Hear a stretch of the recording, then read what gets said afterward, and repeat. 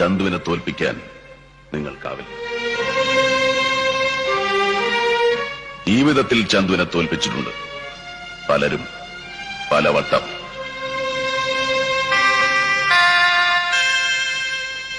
മലയനോട് തൊടുത്തു മരിച്ച എന്റെ അച്ഛൻ ആദ്യം തന്നെ എന്നെ തോൽപ്പിച്ചു. സ്നേഹം പങ്കുവയ്ക്കുമ്പോൾ കൈവറച്ച് ഗുരുനാഥൻ പിന്നെ തോൽപ്പിച്ചു. ഒന്നിനും പണത്തിനും ഒപ്പിച്ച് സ്നേഹം തൂക്കി നോക്കിയപ്പോ മോഹിച്ച പെണ്ണു എന്നെ തോൽപ്പിച്ചു. അവസാനം സത്യം വിശ്വസിക്കാതെ ചങ്ങാതിയും തോൽപ്പിച്ചു. തോൽവികൾ ഏറ്റുവാങ്ങാൻ ചന്തുവിന്റെ ജീവിതം പിന്നെയും ബാക്കി. മടങ്ങിപ്പോ. ആരോമലുടെ മകനും മരുമകനും താണം കിട്ടുമുടങ്ങാൻ വന്നവരല്ല. അംഗമുറ കൊണ്ടും ആയുധബലം കൊണ്ടും ചതിയൻ ചന്തുവിനെ തോൽപ്പിക്കാൻ ആളായി പിറന്നവരിൽ ആരുമില്ല.